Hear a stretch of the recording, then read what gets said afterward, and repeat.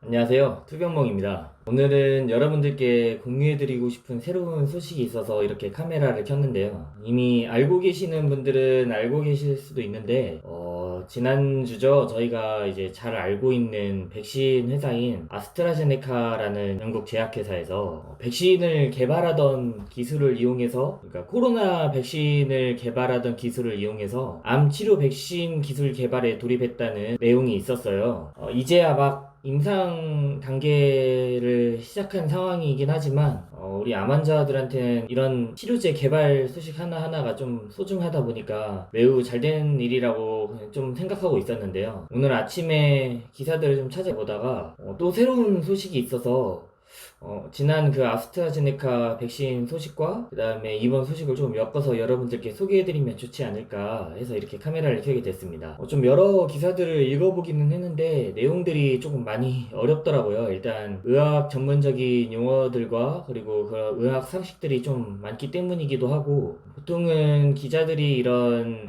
외국계 제약회사 그리고 뭐 연구 개발 소식을 전할 때 쓰여진 보도자료라는 걸 토대로 기사를 작성해요. 근데 내용이 어려운 것들은 기자들이 다 스스로 공부를 하고 기사를 작성하는 경우들이 대부분이긴 한데, 좀 바쁘신 분들은 그렇지 못하는 분들도 계시고, 또 스스로 공부를 해도 이해가 안 가는 내용도 많고, 뭐 외국계 회사 같은 경우는 저희가 직접 전화를 해서 그런 어떤 내용들을 물어보는 것도 어렵기 때문에 보통은 이제 좀 받은 보도자료를 토대로 그냥 기사를 작성하는 분들이 꽤 계시거든요. 이제 그런 경우에는 보통 기사를 접하는 우리 독자들도 그 기사 내용을 똑같이 이해하지 못하는 불상사들이 종종 발생하곤 하는데, 저는 또 기자 출신이었다 보니까 기자분들의 이런 생리를 좀 잘 알고 있기도 하고, 저 같은 경우에 이런 어려운 기사, 보도자료들을 접했을 때, 그리고 또 추가적으로 정보를 얻기가 어려울 때 좀 저 나름대로 이렇게 유추해 가면서 해석하는 방식이 있었거든요. 그런 것들을 토대로 해서 제가 이해한 내용을 가지고 여러분들께 조금 알기 쉽게 설명해 드리려고 합니다.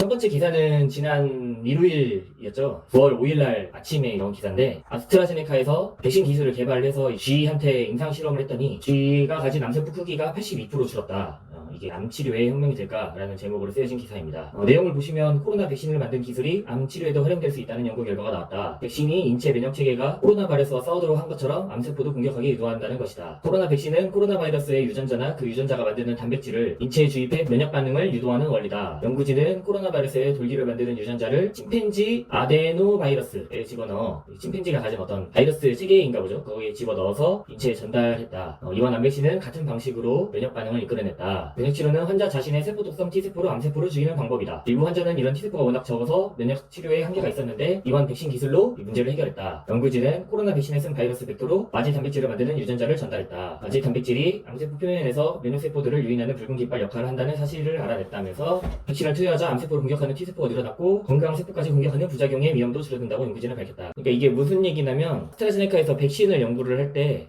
침팬지가 갖고 있던 이제 어떤 바이러스에 코로나 바이러스의 유전자를 집어넣었다. 이 얘기가 뭐냐면, 코로나 바이러스가 직접적으로 인체에 주입됐을 때 정상적으로 이제 전달되지 않는 문제들 같은 게 있었나 봐요. 그러다 보니까 그것을 제대로 전달해 줄 수 있는 어떤 매개체를 통해서 이제 전달했다. 그 뜻인데, 그 원리를 활용을 해서 이제 이 매개체를 벡터라고 하나 봐요. 이 벡터라는 것에 암세포를 죽이는 T세포라는 것을 이제 유도하는 그 유전자를 집어넣어서 전달하게 했다. 이 뜻인데요. 이번 연구에서는 똑같은 벡터죠. 그 침팬지 바이러스 벡터라는 것에 마지 단백질을 만드는 유전자를 집어넣어서 인체에 이렇게 주입하는 방식으로 연구가 된 것 같은데, 이 방식이 마지 단백질이라는 게 어떻게 보면은 이제 여기선 붉은 깃발로 표현을 했던데, 좀 쉽게 설명하면 어떤 자석 같은 거라고 할까요? 그래서 우리 암세포를 공격하는 T세포가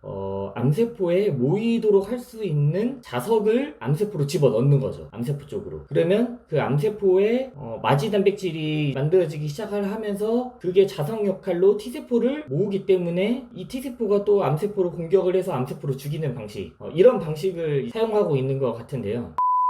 제 얘기를 들으면서도 조금 이해가 어려우시죠. 근데 또 제가 새롭게 읽은 기사로 넘어가자면 코로나 백신 기술로 암세포까지 죽인다. 화이자 모더나 적용된 메신저 RNA 이용 치료법. 아스트라제네카뿐만 아니라 화이자와 모더나 이 백신을 만든 그 기술을 이용해서 또 암 치료제를 개발할 수 있다라는 기사가 오늘 이제 좀 따끈하게 떴어요. 내용을 읽어보면 코로나19 퇴치의 최전선에 있는 백신 기술이 암 치료에서도 새로운 희망을 던져주고 있다. 화이자와 모더나 백신에 적용된 메신저 RNA를 이용한 암 치료제가 동물 실험에서 큰 성과를 거뒀다. 메신저 RNA란 세포의 특정한 단백질을 만드는 지침을 전달하는 유전 물질이다. 연구진은 우선 암세포를 공격하기 위해 면역세포가 만들어내는 사이토카인 단백질 4종을 만들도록 포에 지시하는 메신저 RNA 혼합물을 만들었다. 사이토카인은 면역 조절에 관여하는 단백질로 종류가 수백 가지에 이른다. 연구진이 만든 메신저 RNA에는 이 가운데 암과 싸우는 면역 체계를 지원하는 것으로 알려진 인터루킨, 인터페론 알파 등 4종의 사이토카인을 만드는 지침이 들어있다. 그러니까 이것도 그 백신 만들던 기술로 이 암 치료제를 만들었다고 하는데 아까 말씀드린 아스트라제네카와 사실 조금 비슷한 어떤 방식 시스템을 적용한 것 같아요. 아까 아스트라제네카도 암을 직접 치료하는 약물을 주입하는 게 아닌, 그러니까 저희가 보통 일반적으로 알고 있는 세포독성 항암제나 그다음에 표적 치료제 같은 거는 암 세포를 공격하는 항암제를 주입하는 방식이고, 저희가 이제까지 알고 있었던 면역 항암의 방식은 저희 몸에 있는 면역 체계를 활성화시켜서 그를 통해서 갖고 있는 암을 치료하는 그런 방식으로 만들어진 건데, 사실 이 아스트라제네카 기술과 화이자 모더나 기술 역시 똑같은 이제 면역 항암 방식이죠. 그러니까 저희 안에 있는 면역 체계를 활성화시켜서 암을 치료하는 방식인데, 아스트라제네카의 경우에는 암세포를 공격하는 세포를 유도하는 그런 유전자를 집어넣는 방식이었고, 이 화이자 모더나의 경우에는 암세포를 공격하는 것을 지원하는, 그러니까 암세포를 공격하는 것도 아니고 암세포를 공격하도록 도와주는 것도 아니고 암세포를 공격하는 그런 어떤 체계, 세포 이런 것들을 지원하는 그 단백질을 활성화시켜서 그래서 치료의 어떤 성과를 높인다, 이런 얘기예요. 이제 메신저 RNA라는 게 면역 체계를 지원하는 단백질 4종이 들어갔다고 해요.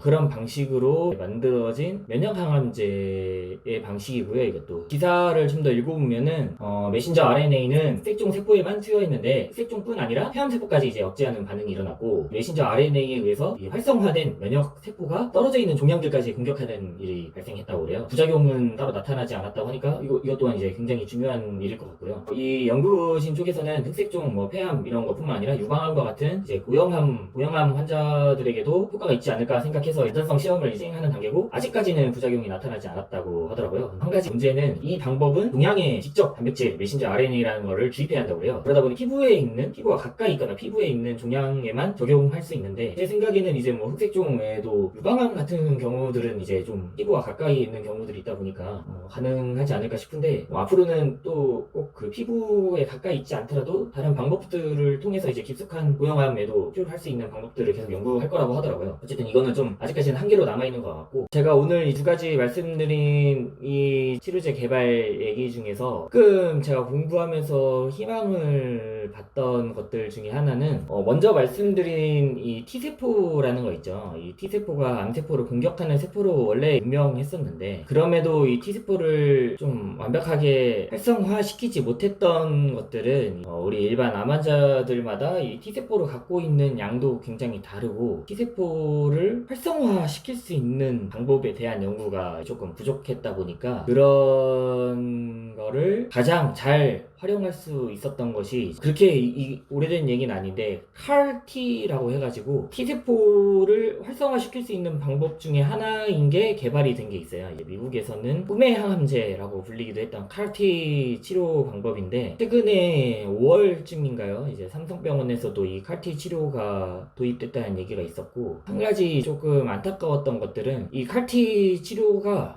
고형암 환자들한테는 거의 효과가 없었어요. 유일하게 이제 효과가 있었던 게 일부 혈액암 환자, 이제 백혈병 환자 이런 경우, 혈액암 환자의 경우에만 좀 이런 치료가 효과가 있었고, 또 한 가지 문제는, 이거는 정확하지 않지만 이제 미국에서 임상이나 이제 치료를 하면서 우리나라에 얘기가 들어오면서 일어났던 얘기 중에 하나가, 이 CAR-T 치료가 1회에 5억이라는 얘기가 있었어요. 그러다 보니까 치료를 할 수다 하더라도 돈이 없어서 치료를 못한다, 그런 얘기들이 굉장히 많았기 때문에 칼티 치료제가 더 좀 부각되기도 했었고, 우리나라를 비롯해서 전 세계 암 연구 쪽에서도 이 칼티 치료, 뭐 꼭 칼티 치료가 아니더라도 T세포 치료를 고형암에도 쓸 수 있는 방법들에 대해서 연구가 계속적으로 진행이 되고 있었거든요. 그래서 최근에 뭐 유방암에도 효과가 있었다, 뭐 대장암에도 효과가 있었다, 이런 간혹적인 얘기들도 들려올 정도로 이 칼티 T세포 치료에 조금 집중해서 연구가 이루어지는 모습들이 있었고, 그런 면에서 비춰보자면 이번에 이제 연구가 된 아스트라제네카의 그 T세포를 유도하는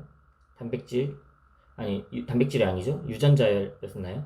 그 T세포를 유도하는 그런 반응을 만들어냈다는 게 굉장히 좀 의미 있는 연구 결과가 아닌가. 좀 이 연구 결과를 토대로 연구를 더 진행하다 보면은 저와 같은 고형암 환자나 사기 환자들, 전이된 환자들에게도 좀 이런 것들이 치료제로서 이용될 수 있지 않을까, 좀 기대하면서 기다려볼 수 있지 않을까, 그런 생각이 들게 하는 좀 의미 있는 연구 결과가 아닐까 싶어요. 그래서 좀 이런 것들을 여러분들께 공유 드리고 함께 좀 기뻐하고 싶어서 유튜브 영상으로 전달드리게 됐고, 많은 분들이 걱정을 해주셨는데 백신을 맞고 좀 그렇게 크게 아픈 이후로 많이 괜찮아졌어요. 그래서 지금 컨디션이나 뭐 이런 것도 굉장히 정상으로 돌아왔고, 제 목소리도 많이 정상으로 돌아왔죠. 이제. 그래도 걱정해주셔서 감사드린다고 인사드리고 싶네요. 이게 좀 좋은 기회였던 것 같은데, 제가 또 이런 저희 암 환자들에게 도움이 될 만한 새로운 소식이 있다면 이렇게 전달해 드릴 수 있는 것도 괜찮을 것 같다는 생각을 하고 있고, 보통은 저보다 이제 빨리 기사들을 접하시다 보니까 그냥 일반적인 기사들보다는 진짜 어쩌다 한번 좀 이해하기 어려운 그런 기사들이 있다라고 하는 것들이 있으면 또 이렇게 인사드릴 수 있으면 좋을 것 같습니다. 그러면 저는 또 다음 영상에서 인사드리도록 하겠습니다. 감사합니다.